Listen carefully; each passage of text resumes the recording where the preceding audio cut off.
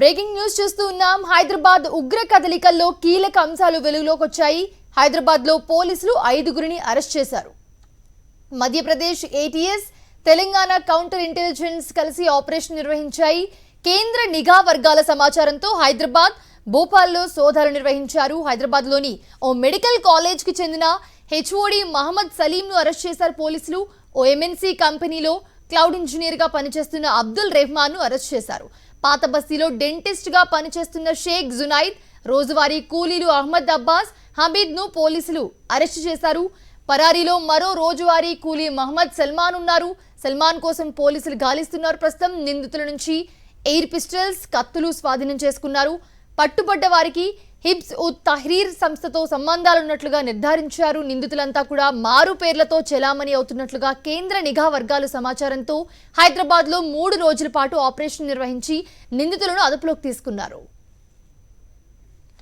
ఈ పూర్తి అంశానికి సంబంధించి మరిన్ని అప్డేట్స్ మా ప్రతినిధి వాసు అందిస్తారు. వాసు. మౌనిష, హైదరాబాద్ లో ఉగ్ర కోణాలకు సంబంధించి కూడా కీలక అంశాలు వెలుస్తున్నాయి. హైదరాబాద్ లో 5గురు అరెస్ట్ చేసినటువంటి భూపాల్ ఏటీఎస్ అధికారులకు సంబంధించి కూడా పూర్తిగా తెలంగాణ కౌంటర్ ఇంటెలిజెన్స్ తో కలిపి జాయింట్ ఆపరేషన్ నిర్వహించారు.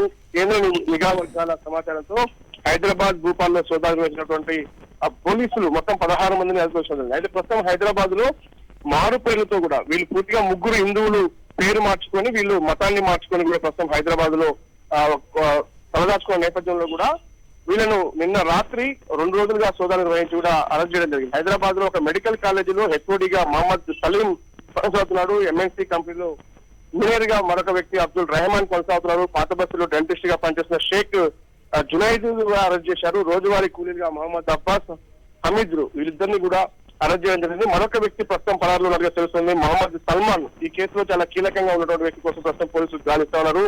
నిందితుల నుంచి ఎయిర్ పిస్టల్ తో పాటు పిల్లెట్స్, కత్తులు స్వాధీనం చేస్తుంది. పట్టుబడ్డ వారికి హిజ్బు ఉత్ తహరీ అనేటువంటి సంస్థతో కూడా సంబంధాలు ఉన్నట్టుగా ప్రస్తుతం అనుమానిస్తా ఉన్నారు.